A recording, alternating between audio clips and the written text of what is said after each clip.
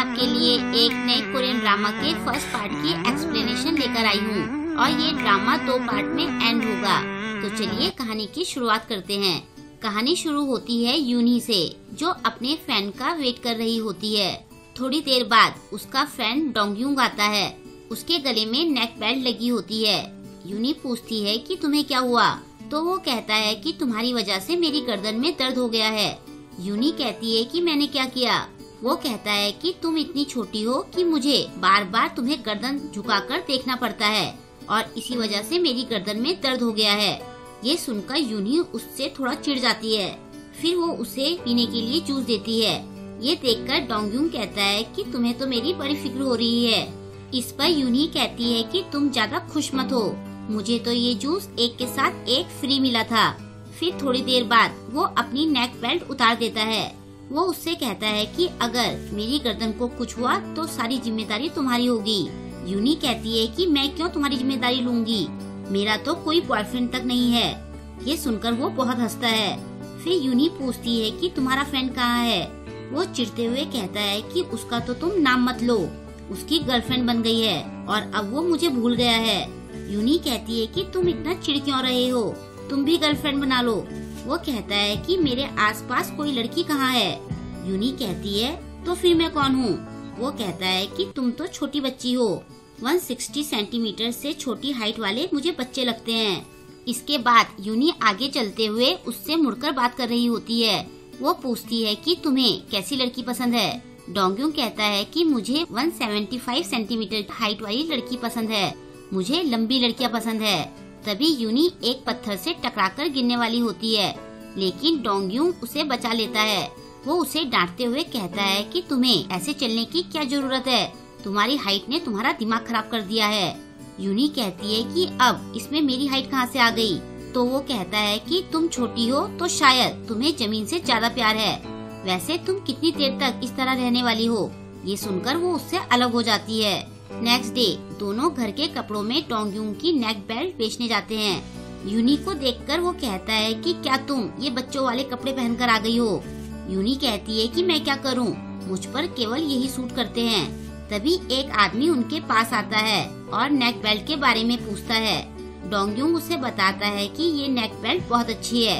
ये सुनकर वो आदमी उससे नेक बेल्ट खरीद लेता है। फिर वो आदमी डोंगयुंग से कहता है कि तुम्हारी बेटी बहुत क्यूट है। ये सुनकर यूनी चौंक जाती है। डोंगयुंग उस आदमी से कहता है कि ये तो मेरी फ्रेंड है। ये सुनकर वो आदमी चौंक जाता है। फिर नेक्स्ट डे दोनों बातें करते हुए स्कूल जा रहे होते हैं। तभी एक लड़की उन्हें रोकती है और पूछती है कि क्या तुम दोनों डोंगयुंग और यूनी हो। वो दोनों उससे पूछते हैं कि तुम कौन हो। वो कहती है कि मैं जी यून हूँ, क्या तुम्हें मैं याद नहीं। थोड़ी देर सोचने के बाद यूनी उसे पहचान जाती है। जी यून उन्हें बताती है कि मैंने तुम्हारे स्कूल में ही एडमिशन लिया है। फिर तीनों बैठकर अपने बचपन की बातें करते हैं। डोंगयुंग उससे कहता है कि तुम तो काफी बदल गई हो, वैसे तुम्हारी हाइट कितनी है। जी यून कहती है कि मैं 175 सेंटीमीटर की हूँ। वो कहता है कि मैं तो 187 सेंटीमीटर का हूँ। तभी साइड से यूनी कहती है कि मैं तो सिर्फ 151 सेंटीमीटर की हूँ। उसे ऐसे दुखी देखकर जी यून कहती है कि अभी तो तुम्हारी हाइट ने और बढ़ना है, तुम टेंशन मत लो। तभी डोंगयुंग कहता है कि बचपन में तो ये हम सबसे ज्यादा लंबी थी।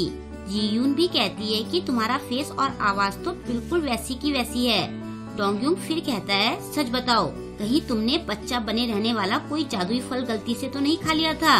यूनी गुस्से में कहती है हाँ मैंने खाया था, और फिर वो गुस्से में उसके पैर पर मारती है। इसके बाद डोंगयुंग और जी यून आगे बातें करते हुए जा रहे होते हैं और पीछे से उन दोनों को देखकर यूनी को याद आता है कि डोंगयुंग ने उसे कहा था कि मुझे लंबी लड़कियां पसंद है।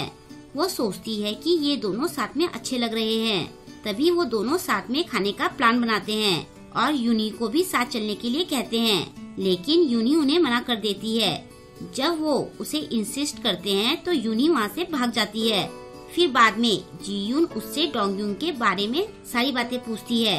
वो कहती है कि तुम तो उसे 10 सालों से जानती हो, तुम उसके बारे में क्या सोचती हो।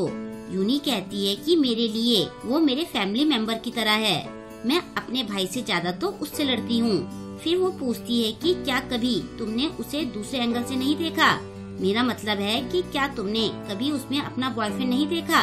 यूनी मना करते हुए कहती है कि मैंने तो हमेशा उसे अपना अच्छा फ्रेंड माना है। ये सुनकर वो उसे कहती है कि क्या तुम मेरी हेल्प करोगी? यूनी पूछती है कि मुझे क्या करना है।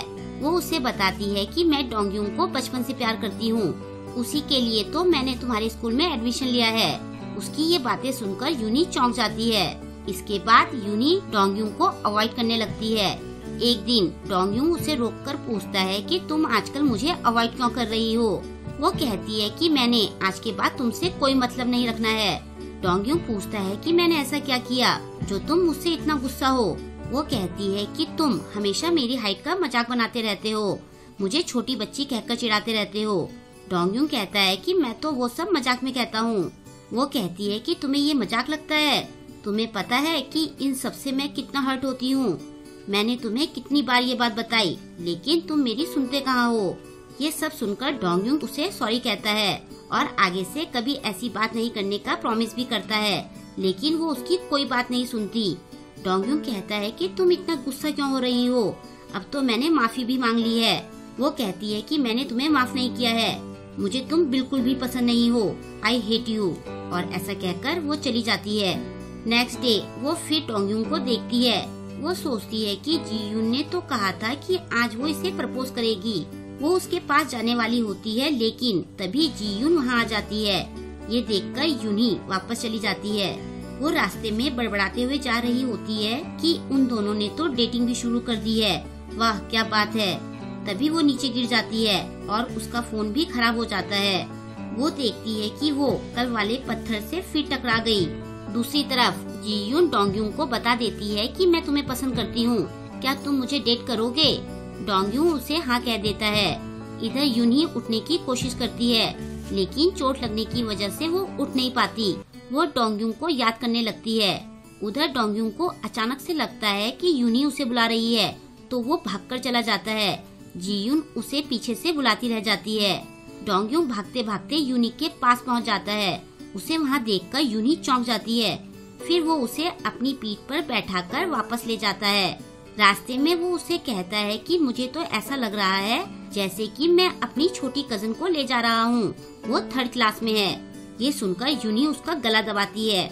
फिर वो पूछती है कि तुमने मुझे ढूंढा कैसे? वो कहता है कि अचानक से मुझे लगा जैसे कि तुम मुझे बुला रही हो, तो मैं भागकर इधर आ गया। यूनी कहती है कि तुम बस ऐसे ही आ गए? वो कहता है हाँ, मैं बस ऐसे ही आ गया। यूनी उससे जीयून के बारे में पूछती है। वो कहता है अरे उसके बारे में तो मैं भूल ही गया था। वो अपना फोन चेक करता है तो उसे जीयून की 17 कॉल आई होती है। यूनी उससे पूछती है कि तुम दोनों ने क्या बात की? वो उसे बताता है कि उसने मुझे कहा कि वो मुझे पसंद करती है। यूनी कहती है कि वैसे वो लंबी है, सुंदर है और उसका नेचर भी अच्छा है। वो कहता है कि उसने मुझे डेट करने के लिए पूछा तो मैंने उसे हाँ कह दिया। यूनी कहती है कि क्या तुम उसे पसंद करते हो? वो मना कर देता है। यूनी पूछती है कि अगर वो तुम्हें पसंद नहीं तो तुमने उसे हाँ क्यों कहा? वो कहता है कि अगर मैं उसे मना कर देता तो ये सब काफी अजीब हो जाता, और वैसे भी वो हमारे स्कूल में नहीं है। अगर मैं उसे मना कर देता तो फिर उसके पास यहाँ कितने फ्रेंड्स बचते। यूनी मन में सोचती है कि ये हमेशा से ऐसा ही है। वो पूछता है कि क्या अभी भी तुम मुझसे गुस्सा हो? यूनी कहती है मुझे नहीं पता, बट आई हेट यू। फिर वो सोचती है कि तुम मेरे पास क्यों आए जब तुम अपनी डेट के साथ थे। वो हंसते हुए यूनी को ले जा रहा होता है और दूर से जीयून उन दोनों को साथ में देख लेती है। फिर कुछ दिन बाद वो दोनों लाइब्रेरी में जाते हैं। जब यूनी उससे जीयून के बारे में पूछती है तो वो वॉशरूम के लिए भाग जाता है। इसके बाद यूनी एक बुक लेना चाहती है, लेकिन वो काफी ऊपर रखी होती है। तभी एक लड़का वो बुक निकालता है। इस लड़के का नाम यूसियो है। वो देखता है कि वो बुक तो एक साइको किलर के बारे में होती है, तो वो यूनी से कहता है कि बच्चों को ऐसी बुक नहीं पढ़नी चाहिए। यूनी उसे कुछ एक्सप्लेन नहीं करती। वो कहती है कि मुझे ये बुक चाहिए। वो लड़का उसे बुक देखकर पूछता है कि क्या तुम्हारी कोई सिस्टर है? यूनी कहती है कि तुम ये क्यों पूछ रहे हो?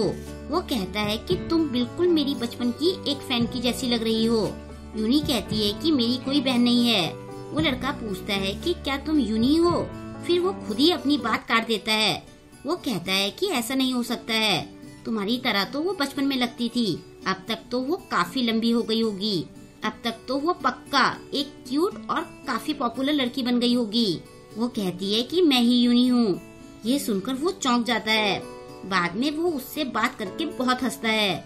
वो कहता है कि तुम इतने सालों में भी कैसे नहीं बदली, क्या तुम्हें किसी ने श्राप दिया था? यूनी कहती है कि तुम तो काफी बदल गए हो।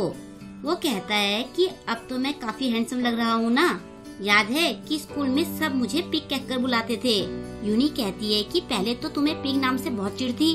वो कहता है कि अब तो मैं बदल गया हूँ। फिर वो उसे कहता है कि पहले मैं तुम्हें काफी पसंद करता था। ये सुनकर पानी पी रही यूनी को खांसी आ जाती है। वो चौंक जाती है। वो कहता है कि मैंने तुम्हारे लिए ही अपना वजन कम किया है और अपने को पूरा चेंज किया है। मैं सिर्फ तुम्हारे लिए वापस आया हूँ। ये सुनकर यूनी शर्मा जाती है और यहीं पर इस ड्रामा का फर्स्ट पार्ट का एंड हो जाता है। आई होप कि आपको आज का ये वीडियो पसंद आया होगा। आपको आज का ये वीडियो कैसा लगा मुझे कमेंट करके जरूर बताएं और वीडियो को लाइक और शेयर करना ना भूलें। अगर अभी तक आपने मेरे चैनल को सब्सक्राइब नहीं किया है तो प्लीज मेरे चैनल को सब्सक्राइब कर दें और लेटेस्ट वीडियोस की नोटिफिकेशन पाने के लिए बेल आइकन को प्रेस करना ना भूलें। मिलते हैं जल्द ही नेक्स्ट वीडियो के साथ। Thank you.